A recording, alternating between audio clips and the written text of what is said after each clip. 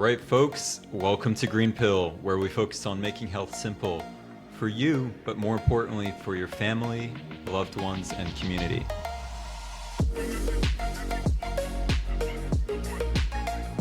Today's guest is Chris Voss. Chris is the former lead hostage negotiator for the FBI, having spent 24 years at the Bureau, leading and building a team of 90 agents, both nationally and worldwide, dealing with crises, kidnappings, and the like.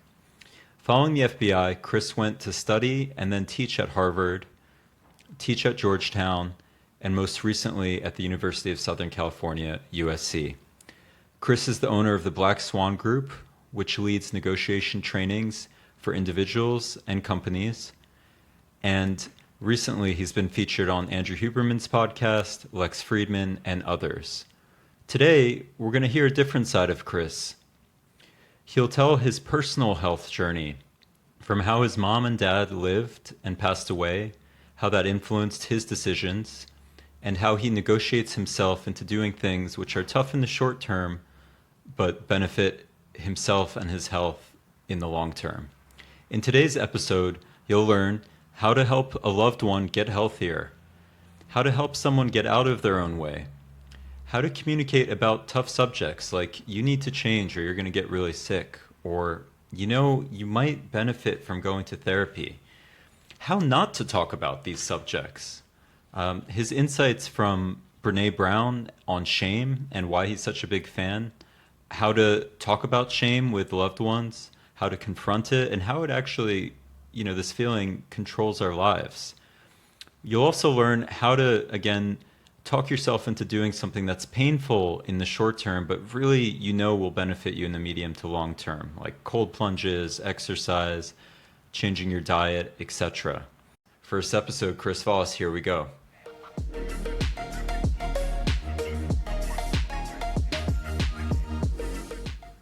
Chris, thank you so much for coming on. I want to say that you helped me a lot with your book, and I've really studied all of your podcast talks, etc. when the book came out. Welcome to Green Pill. Thank you, man. I'm happy to be on. I'm looking forward to the conversation. Thank you. Chris, I looked up in Webster today how health is defined, and it looks like it's the condition of being sound in body, mind, and spirit. Do you differ from that at all? No, I like that. I think that's a great combination. And those three things, depending upon the terminology, are really interwoven in the conversations among scientists or, just human beings, philosophers. The spirit, some people refer to it as consciousness, some other people refer to it as a mind, but it very much seems to be three components there.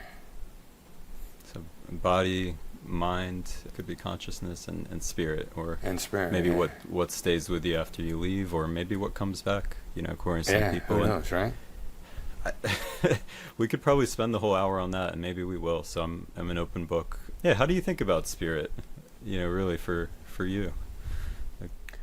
Yeah, while I'm religious and spiritual simultaneously, and I don't think to be spiritual you have to be religious to subscribe to a religion, if you will. But I think most of them that talk about spirituality seem to believe that the spirit is a bit of a separate entity, and that there may be an eternal nature to it. And what does that mean? You keep going around and around in this sphere, if you will, or whether there are other dimensions, I don't know. But I definitely think of it as three components, and I think to be healthy, you need to pay attention to all three. You could be a complete atheist and still meditate because it's good for the spirit, or the consciousness or the energy or whatever it is. So I think the three are critical components to high functioning, satisfying life.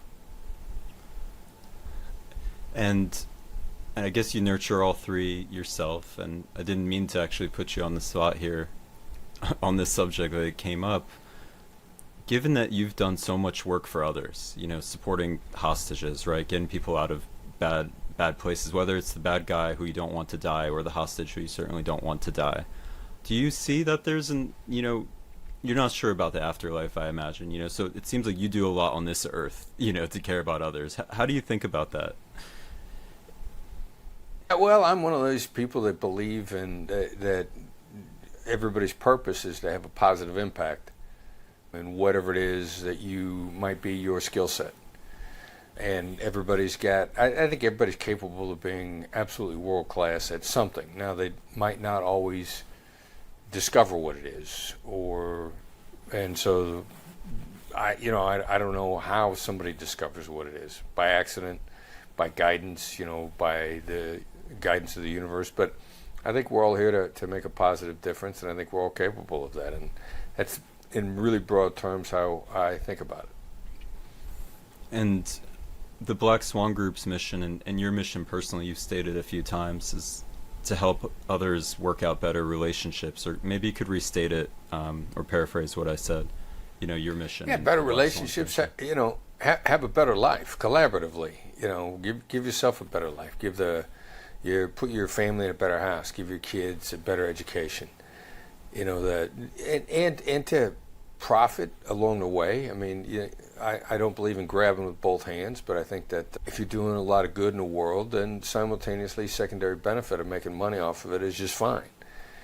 If you make a lot of money but you're not doing a lot of good, if you're a mercenary, if you're hurting people on a regular basis, it's usually pretty short-term gain. And the people that make a lot of money doing that short-term are very visible, and they tend to go down in flames eventually. Mm-hmm. And you reap what you sow, to use a religious phrase. So that's just what I'm trying to do. I think everybody has the ability to get there. Now, whether or not they do, a certain amount of circumstances that make it more difficult or easier for them to find their way.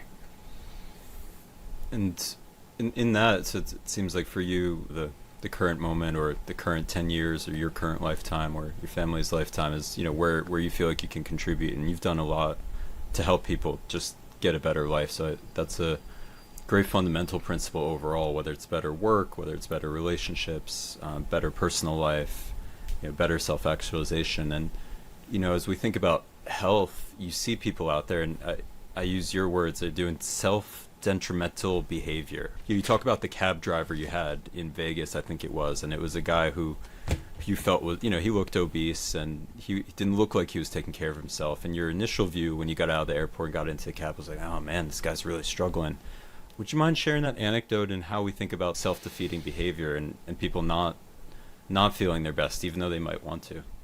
Yeah, the guy was clearly struggling, and he was sort of oozing negativity when I got into the Lyft. And so sometimes I react poorly to that. I get triggered. I'm the type that takes things as a challenge often. It's a little bit of how I'm wired. And, I'm struggling with my bags, and I got a Lyft driver that ain't lifting a finger to help me get in his truck, or didn't even get out and open up the rear end. Like if I'm getting ready to get in, I mean, I think you're voluntarily in this job, and you don't have to go for a 5-star review or a tip. But if you want to be reviewed as giving 5-star service, and if you want a tip, then to get reviewed as giving 5-star service, you ought to give it, because it's a voluntary job. And this guy ain't lifting a finger to help me, and I get in and I'm tired, and I look at this poor guy, and it looks like his diet's not in order, and we pull off, and he's seething, oozing just unhappiness and resentment. And I just think, look, I don't want this to be an unpleasant journey for the two of us. Mm-hmm. And one of the things that I am using a lot these days that tends to create a state change almost instantaneously with a person is I say, what do you love about what you do for a living? Because that immediately puts you in a different frame of mind. You triggers your brain into stuff that you love. So I say, what do you love about driving for Lyft? And this guy starts telling me about how gives him flexible hours so he can look after his grandson, because his son got out of a relationship, and his son is looking at his daughter. His daughter got out of a relationship, and he's looking to take care of his grandson so his daughter can work. And this guy is struggling with a lot, and he's shouldering a lot of family problems that he didn't create, but he feels responsibility and love for his daughter. So I'm grateful that I don't get in my own way and cause us both to take a half an hour journey with one another where we're left worse off as a result of the interaction. And I did it just to kind of save myself. It was very selfish in the first place. And I ended up being much more appreciative and reminding myself to be a little less judgmental of the initial impressions I get of people. If they're angry, if they're upset, if they're seething resentment, you know, the saying goes, if you knew what they were struggling with, you'd take it a lot easier on them. And I got in the moment to find out what he was really struggling with, and we both ended up, I didn't negatively impact him, and I ended up being better off as a human being because of what the guy shared with me. And your preconception was kind of incorrect, right? Because he was struggling so hard with, I mean, he was shouldering a lot, right? He was carrying a lot, and so it made sense that his body, his spirit, his negativity was kind of there. You understood it. It put it in context. Yeah, I overreacted. I get triggered right off the bat, you know. Jim Camp used to always talk about, he wrote a book called Start With No, and Jim and I collaborated and we were friends. And he always talked about the reaction. And a lot of people discuss that in different ways, but it's like trying to not go with your initial instinctive reaction and finding a way to step back a little bit and analyze a little bit more before you're pulling a trigger on if you got a short fuse, and some of us do. And for you, it's like you have a bit of short fuse. In this situation, folks listening might be like, well, it's triggering because you're tired. He didn't help you out. Like in New York, I expect that behavior, you know, but in Vegas, you know, you hope that people are a little more kind. You know, cabbies in New York just don't even get out. And I know you're in New York today. And with this guy, I mean, what triggered you? Because I feel similar triggering when I see someone like really oozing negativity. And I guess some people maybe can put a blocker up, but it feels like for you, somebody's aura, for lack of a better word, really affects you, and it would interrupt your day. I mean, 30 minutes is, you know, 5% of your day or so. And so you wanted to actively change that, and that fits your assertive nature. So what triggered you about him? Well, you know, you're voluntarily in a job. And I find that a lot because I'm in New York today, but I live in Vegas, and you know, I'm always looking at profiles of human beings. And what I typically see in Vegas, you get into a Lyft and the person is unhappy. Now they're in a job that is a voluntary position. This is entrepreneurial. I mean, nobody drafted you. You're choosing to be there. And frequently when I've seen people, especially in Vegas, I've noticed it even more. For whatever reason, Vegas has burned them out. And I don't know what all the circumstances are, but consistently on a regular basis, if I get their history out of them, Vegas has burned them out. Now, simultaneously, you can get into a Lyft in Vegas, and they're happy as clams. I mean, they are loving life. And almost without exception, they're from Southern California. And they came from a job, Southern California, they were working 24/7, 2-3 jobs, barely able to make their rent. Now they moved from Southern California to Vegas, and now they're working one job, and driving for Lyft is the only thing they're doing, instead of 3 jobs. And on top of that, they're not just making their rent, they bought a house with the same amount of work and the same amount of effort. They bought a house, and they're loving life. And so you see two separate people doing exactly the same job. And one of them is miserable, and the other is happy. And they're doing exactly the same job. So to me, that tells me how much of life is total interpretation. How can, you know, you're doing exactly the same thing as somebody else, and you're miserable, and this other person is happy. So this is how much we do to ourselves in life. And the lesson there is, you know, one of perspective. Of course, the guy had a lot on his plate. You know, where you start to where you go, and your expectations matter a lot. And I was just in Tanzania. You might have been there. You've probably been to Africa. And man, they have it rough. You know, we were in rural Tanzania. People are eating once a day, maybe. And I don't want to give the platitude that they're happy. You know what I mean? It's just, there's a different attitude towards work, towards money, towards the future, towards the next day. You know, if you don't have your basic needs met, it's tough to feel okay.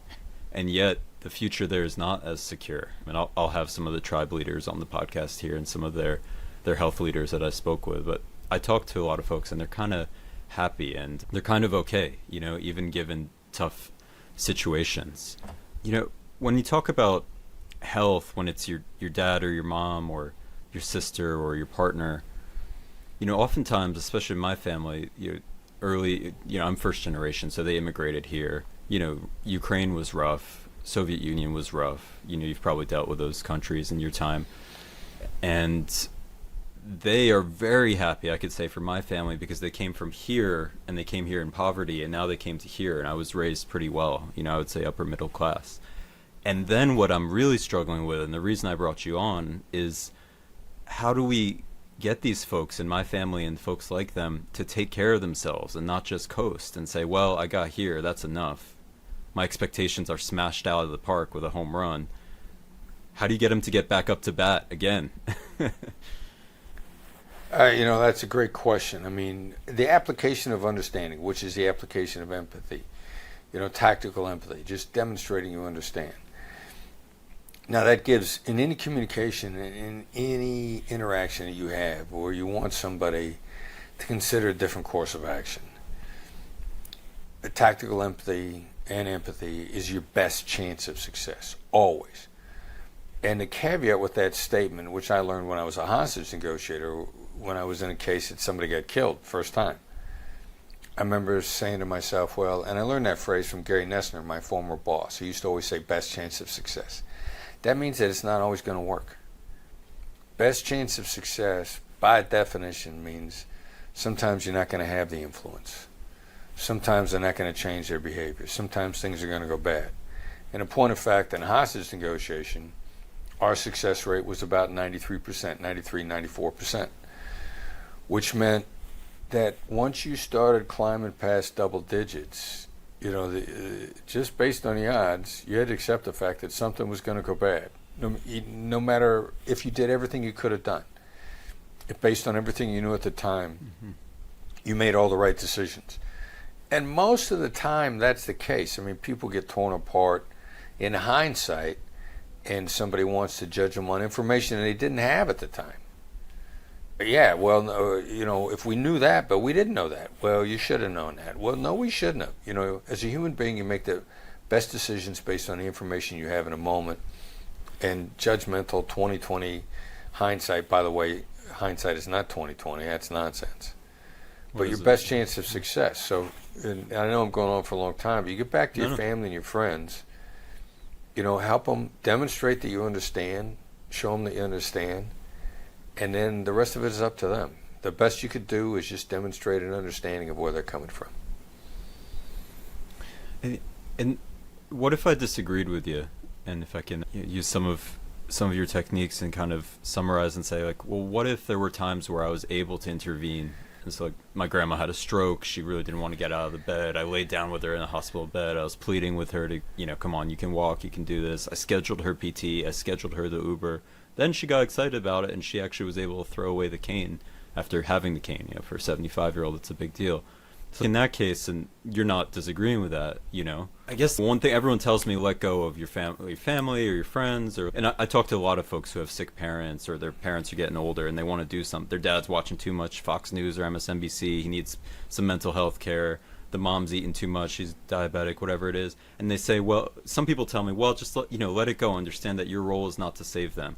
And other people are like, well, maybe you can just at the margins make small adjustments. So what you're saying, if I can summarize, is that first understand where they are with tactical empathy, open-ended questions, labeling what they say so it sounds like you are doing this instead of you are doing this, and then drawing them out a bit. Once you've got the understanding container built, then where do you go from there when it comes to your family or your friends, someone close to you? Well, see, I don't see anything wrong with what you did. I mean, I think in your actions and in your demeanor, I mean, you were from your description, I mean, like, you're oozing with love and caring for somebody. And depending upon who somebody is, where they are in your life, I mean, there's also a special relationship between grandparents and grandchildren. I mean, it's sort of almost a cliche in every society. You know, the old joke goes, why do grandparents and grandchildren get along so well? They got a common enemy. So, you know, and my son Brandon and my mother were insanely close. Like my mother and my son, her grandson, you know, she had conversations with him she didn't have with anybody else ever. Not her sister, not her husband, not her other children, not her mother. I mean, you know, there's something really interesting about the bond between grandparents and grandchildren that I think is special to begin with. Now, so, and that was part of your story. Some of it is, I think, because of the difference in age, we have a tendency to wound people inadvertently through the course of our lives. So the chances that I'm going to have said and done stupid stuff when I was younger that wounded my sisters, or that my parents, when I was little, had done things to try to put me on the right track that had inadvertently wounded me. For a variety of reasons, there's less wounding, inadvertent wounding, that goes back and forth between grandparents and grandchildren. You know, a parent is still struggling to be a human being, you know, and how they treat their children. Whereas, you know, the grandparents got a 20, 30-year head start on that. They're making fewer mistakes with their grandchildren. They're also more tolerant for a variety of reasons. You know, you see movies all the time where grandfather's taking his grandson out to get him laid, where he would have done that with his son. So, like you know, there is a very different relationship between grandparents and grandchildren. And how do you think with parents and children, you know, especially, was your mom, if you don't mind me asking, is she still with us, or? No, my mom died about two and a half years ago. Sorry to hear, and yeah, that's life, right? I mean, that's life and It death. is, And, yeah. Did you need to counsel her on her health as she was getting older? Did you have to take some responsibility, or how did that play out in your family? We never really got to the point. You know, she had more longevity demonstrated in her family than she ended up. You know, her mother lived about 15 years longer than she ended up living. So, you know, there was a bit of an assumption on our part that she was going to last. And when I last saw her, I actually I was into saunas at the time. I still am. I got a sauna in my backyard. You know, I listened to Rhonda Patrick give a talk 4 or 5 years ago where she said, you know, 30 minutes of sauna 4 to 7 times a week. And it was Finnish dry sauna, where the stat was, she said 40% drop in all-cause mortality. Like that's a staggering number. Unbelievable. I mean, if you could 40% all cause. Yeah, cancer, diabetes, heart disease, Alzheimer's, Pick it, all of it. everything. So so I buy my mother a sauna and I put it in the basement of her house, and I can't get her to sit in it. Like, the only time I could get her to sit in it was when I was there, and she wouldn't. You know, my mother's was a very practical person. My son and I were just laughing about this the other day. You know, I'm sure my mom thought, you know, we're teasing that she said, it's hot in Iowa anyway. It's hot in the summertime. Why do I got to spend my electrical bill to go sit in the sauna? I go sit outside if I want to be hot. Heck, in the summertime, I'm paying for air conditioning. You know, we were just joking. It was probably my mother's That's attitude. her accent. Yeah, and then so what'd you try to use to convince her? And it didn't work, I guess, right? Because she never ended up using it, or is there a big jump? No, where she just wouldn't use it. Now, simultaneously, when she was at her home in Iowa, I mean, she's going to an aerobics class twice a week, and she's doing other stuff, you know. But I did what I could to have a positive impact on her health, and simultaneously, I want her to be happy. So if I wasn't presented with the same opportunity scenario where she's stroking on a handicap bed, you know, an impaired bed, where it's, if you get up, you can kind of get back into it. You know, I didn't have those circumstances when she ended up dying. It was completely out of my control, and I didn't find out what the circumstances were till she was in hospice, and that, you know, I had to accept that was the universe's will, that was God's will. I mean, there's some things you can change and some things you can't. Sort of understanding which ones are which. is the challenge of being a human being. And, that one was out of my hands. And so the sauna, you tried to, give her that, and no matter all your negotiation techniques, or your son Brandon, who I've read a few of his articles on getting closer with your family, she wasn't going for it. And maybe you didn't push too hard, but she probably wasn't a bad negotiator herself, And so you tried, and she let you put it in the basement, which was probably a win. Yeah, yep. And I'd love to touch on, a little bit more on your family and also your own personal health techniques, because you travel so much and you're high-powered and you meet a lot of, I won't say high-powered, high-performing. You do a lot. You strike me as someone with a lot of energy. So I want to get to that. And also, with your dad, was it a similar situation?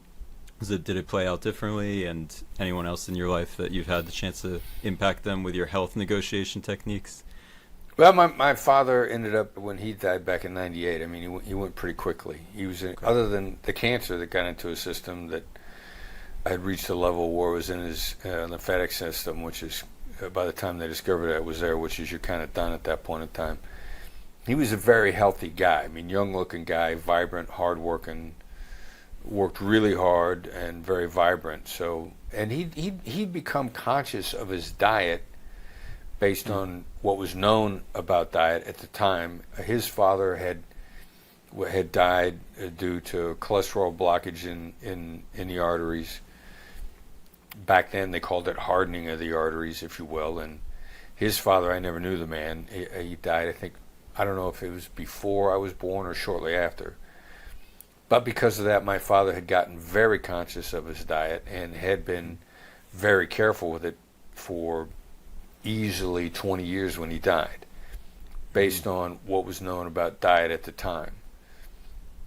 And cancer detection back then was far less accurate than it is now, and he'd felt badly, like a flu that he couldn't shake, and had been in and out of the doctor's office a number of times, and they just couldn't nail it down. And then ultimately, in fighting the cancer, he had a heart attack, and they rushed him to the hospital, and they did the with the electric restart of the heart. I don't recall what that terminology is. And that was when they discovered that he had cancer throughout his system. And he didn't go easy.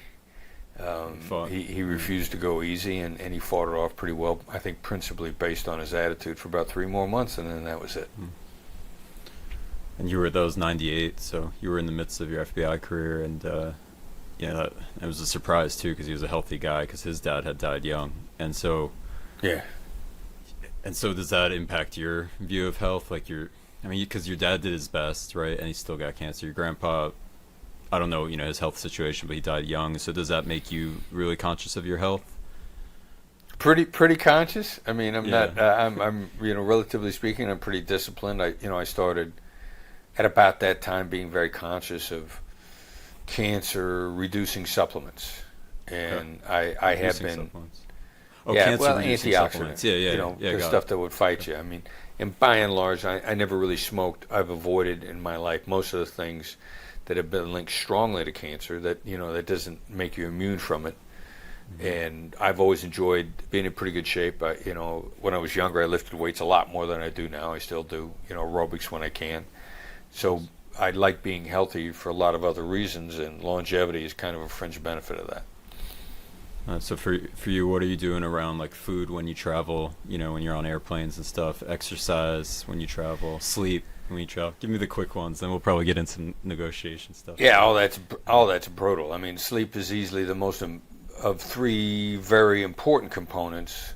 Sleep might be the most important, and with the time changes, that's brutal. That's really hard. And I got a combination of both. I keep melatonin and Ambien with me. Mm-hmm. And I'm listening to Andrew Huberman talking about viewing sunlight at certain parts of the day. Yeah. I'm going for every hack that I can possibly get to try to square away my sleep as much as possible. And then diet, I'm much poorer on the road. I'm limiting my carbs. I'm trying to increase my water and protein intake. And I also don't want to sacrifice enjoyment for longevity.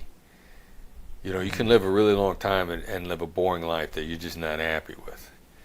So I'm a little more interested in enjoyment and vitality, and when I'm on the road, especially, my diet tends to sacrifice a little bit in that direction. Wendy and I went to a French restaurant last night and thoroughly enjoyed the meal, and I ate a couple of things that my longevity doctor would have wished that I didn't. But I was out with her, and I was enjoying the evening and enjoying being in New York City. To enjoy the moment. And so food is where you might fall down a bit, but you're conscious of it, you're aware of it. Sleep, I know you're big on Huberman. You were mentioning him a few times on a couple of the podcasts I listened to, and he's got a lot on jet lag and light timing and caffeine timing and all that, which I'm sure you're implementing. And cardio wise, you're doing some cardio, so that gives you the energy to fly around the world and give talks and coach people. Yeah, and and I enjoy it. That gives me energy. I mean, it's mentally, how do you interpret it? And then it's hard to find a decent sauna on the road, but I got one at home, and then also, again, I'll probably mention my girlfriend Wendy 30 times in this. She got me a cold plunge, and I got a cold plunge in my backyard. And do you negotiate yourself into that? I mean, that's brutal, man. It's a fascinating challenge of how you rewire physical stimulus. And again, Huberman, I heard him say on one podcast that pain is an emotional reaction, an emotional interpretation to a physical stimulus. And I'm like, what? I'm like, either it hurts or it doesn't. And hitting a cold plunge, like at about the same time, I used to think that it was painful to get into it, and I happened to have crushed a little toe in a door jamb, and it was swollen badly. And getting in a cold plunge always relieved and accelerated the healing of that. And I went from I hate the cold to feeling immediate relief and pleasure and healing, getting in the exact same water and the exact same temperature. So it was all in how my brain was interpreting it. And I know you're big on that. You've worked with the folks who are behavioral psychologists. You cite Kahneman a lot, and so for you, the cold plunge actually relieved pain. So you got a kind of a nice, reframe there. Is there anything that you negotiate with your health or your performance, your energy that you don't like to do, but you still do? Yeah, well, I got to tell you something. I'm hitting a cold plunge first thing in the morning, and there's some mornings when I get up, I do not feel like getting in that baby. How do you square that with yourself? Yeah. Well, then it's, vision drives decision. Vision what? Vision of the future. Vision of what's going to happen in the future. I can talk myself into doing something or not doing something by thinking about what the outcome's going to be. Like, I'm happy to get into a cold plunge when I think about the fact that, when I get out, I'm going to feel charged up. And so the vision of the future, I can think about what it's going to feel like to get in it. And now I'm going, oh, God, this is going to stink. Or I can take my brain and think about what it's going to feel like after I get out. And then I'm looking forward to it. On a given food, if, something carb heavy, something laced with icing, some great big giant donut from someplace. You can think about how good that's going to taste, and then it's hard to resist. Or if then I think about the sugar crash that's going to come a half an hour later, and how lethargic and just almost depressed I'm going to feel. I'm like, oh man, I don't want to have anything to do with that. So it's what moment in the future your brain is envisioning that really controls what you do, making the decision of the present. And so when it comes to someone's health, if you were counseling someone on their health, or if I'm doing it as a health coach or a doctor, I mean, you have a doctor who says, hey, it's not good for you to eat that ice cream sundae every week. And the person goes, I know, but it kind of gives me some comfort after work. And the doctor says, well, hey, you're overweight. Your risk of heart disease is 30% higher than the average. Your 10-year mortality is, 3%, whereas someone who isn't overweight, exercises daily, sleeps enough, has a 10-year mortality, all-cause mortality of 0.5%. And so what you're saying, I think, is to have the person envision the pain.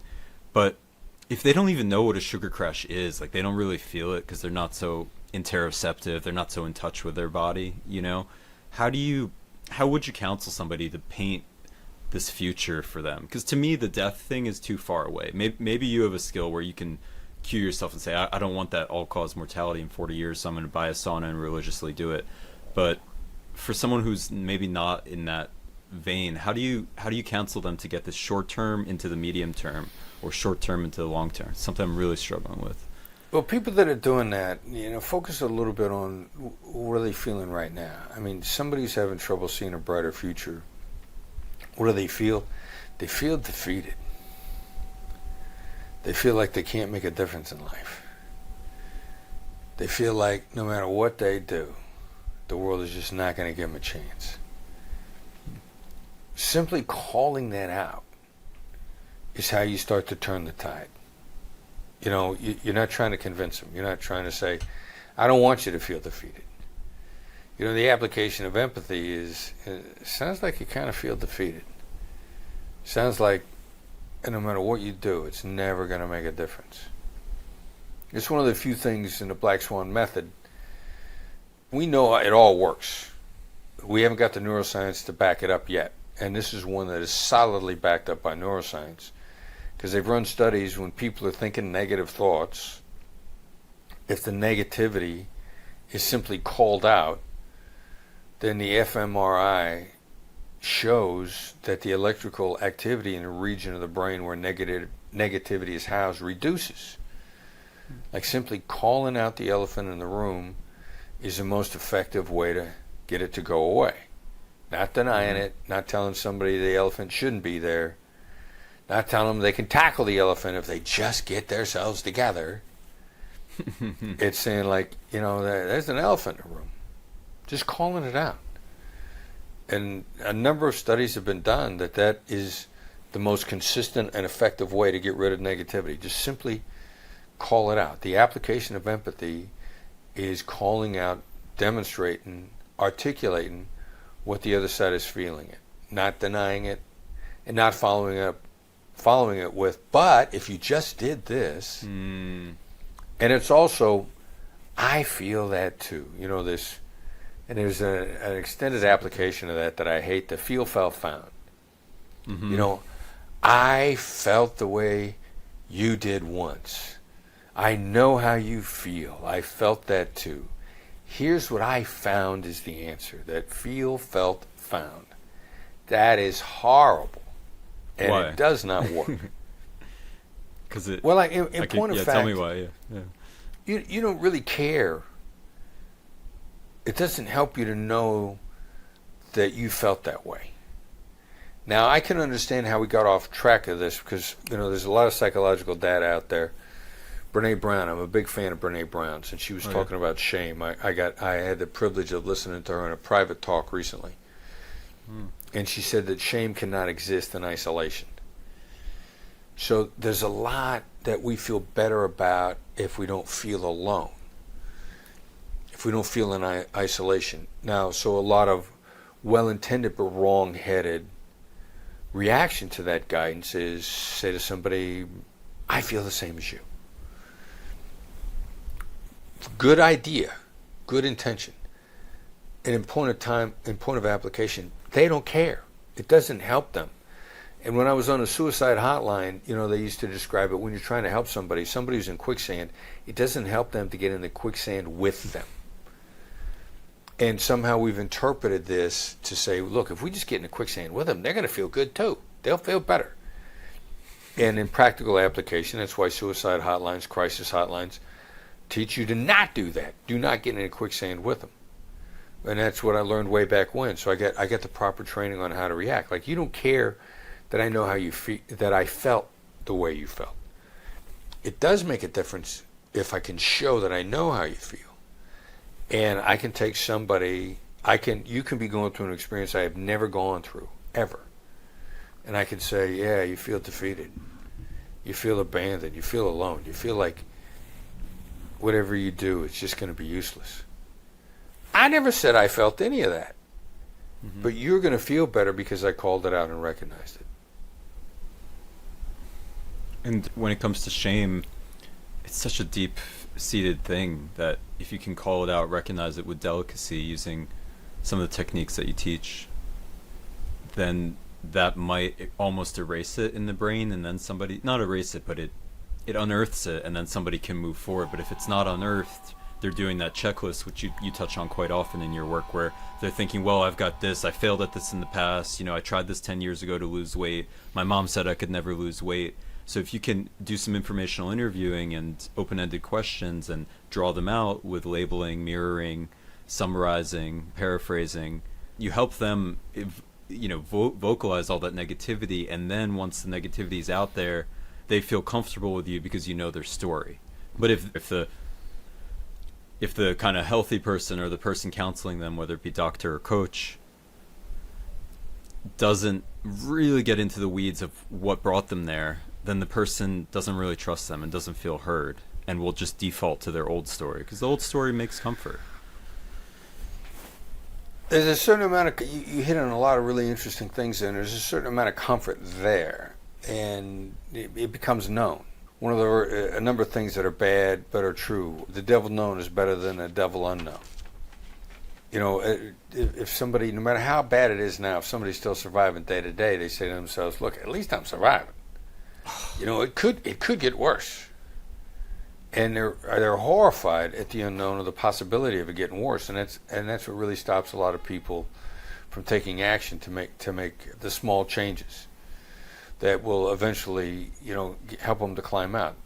But it's human nature. The devil known is easier to cope with than the devil unknown, and that's why many people are horrified at making steps to make changes, because they're saying, well, no matter how bad it is, I still got up this morning.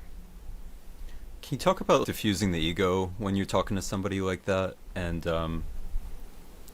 how they can let go of what was and just step into a newer place, and how to project the future 30 days, 60 days, 90 days out? Because you do it in negotiations too. You say, well, if this goes really well, like that lawyer guy you mentioned, if this goes really well in a year, 10 years from now, where are we going to be? I'm not sure, because you get into a certain amount of terminology. There's some premises there. I wouldn't say that I'm really looking to diffuse anybody's ego. What I'm trying to be in many cases is a better sounding board, and help them either recognize something that's driving them, or uncover something that's driving them that they're no longer aware of. And then ultimately, I may be trying to get them to build their ego, because people need to feel autonomy. They need to feel an agency, which means the decision's got to be theirs. Mm-hmm. And the more I make it clear to them, look, it's on you. I mean, I'm just trying to talk to you about the reality of what's ahead. And, we could talk about how life's going to be if you take these positive steps.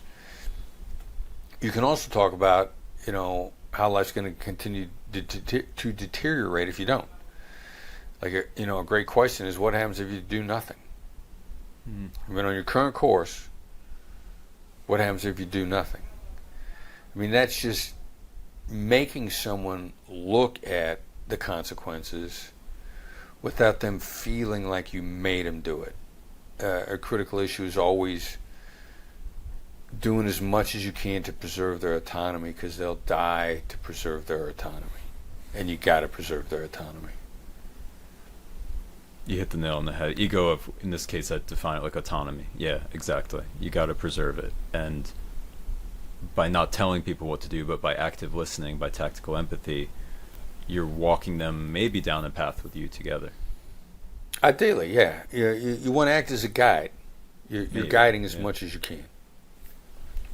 And, there's different situations, whether it's your parent or your kid or your partner. Could you just touch on one thing as we're finishing up, is like the role that you play? Because when you're a kid, you're not supposed to take care of your parent. They take care of you. When you get older, those roles might start to switch, but how do you put that hat on? How do you talk about roles generally, like when in sensitive conversations? Wow. Yeah, I think my principal role is empathy is, me just showing you that I understand, and trying to dig into helping you see what's driving you a little bit more. And then ultimately, I think everybody's role is to be as supportive and as collaborative as possible, to live up to your word, and to, eliminate injury inadvertent injury as much as you possibly can. And then I kind of roll is that as you grow older, maybe you're looking after your parents. I mean, they're always going to be your parents. They're not going to want to feel like they're your child. Mm-hmm. And so continue to respect how they see things and being supportive as possible. And then, what can you change and what do you got to let go are always the hard questions. And you found some peace with that, no matter how kind of assertive you are and how you like to control your reality. You've also, when your mom didn't want the sauna, and that's just one example, you didn't call her every day like, hey, get in the sauna. When you were there, you tried it. She made her argument that it's already hot in Iowa, and you were able to have your peace and say it's kind of not my job. So it's something about having your peace, but encouraging autonomy and encouraging thought and being a companion to someone. I would think so. I think that's well said. And where did you catch Brene Brown? Was that on Fireside, or where was that? So I got invited back to speak at a gathering of hostage negotiators with the FBI. Crisis Negotiation Unit where I used to work. They had, every 2 years, they bring all the hostage negotiation coordinators from around the country in, and these are the best people. These are the people that are running and operating a program, in Dallas and Houston and Pittsburgh and Kansas City. Senior people. It's a great conference. And I was privileged enough that they asked me to come back and talk. And I'm like, I am flattered that you guys are bringing me back. And they had taken a chance and offered Brene Brown an invitation to talk. I didn't even know she was going to be there. I didn't even know she was in the back of the room. And I go through my segment, and then they introduce the next speaker, and we pass each other in the little aisleway between the chairs. And she says, that was great. I'm a big fan. And I'm like, holy cow. I didn't even know you were in a room, and you're here. You're a superstar. And then she sat down in front of the group and just started laying these pearls of wisdom on everybody about, one of the things that really jumped out at me is like self-knowledge is required before self-actualization. I mean, if you want to self-actualize, which is a term that you used earlier, you kind of got to come to grips with yourself first to move forward. I mean, she just laid one thing after another on us that I'm furiously taking notes. I think I took more notes than anybody in the room. Mm-hmm. And so that was where I was lucky enough to run across her. Wow. And you were familiar with her before that, and she got you to that self-knowledge one, which is a really good place to end here, because I want to thank you for your time and be respectful. I know the newsletter comes out every Tuesday morning still, and folks can sign up for that on blackswanltd.com. Yep. Just moved mine into my primary inbox, so I'm making sure I get it. There's the Masterclass that you're featured on, and folks can sign up. How much is that? Because that's quite affordable for folks. A Masterclass is a ridiculous value. I think last I checked, the subscription for a year to all of their content was $180, something to that effect. Crazy. I mean, they deliver some of the highest quality content.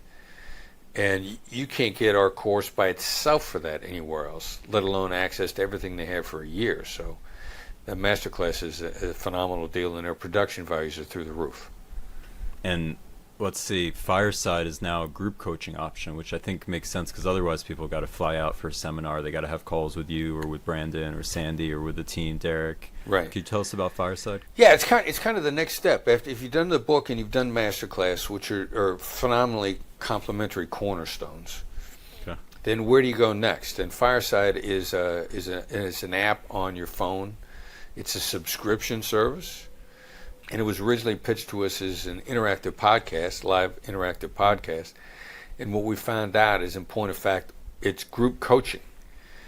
And so if you were to buy group coaching from us, it's $5,000 an hour for a group, $5,000 for an hour. And we do it weekly, so it means that there's 4 to 5 hours a month on Fireside. And instead of paying $5,000 an hour, you're paying $1,000 a year.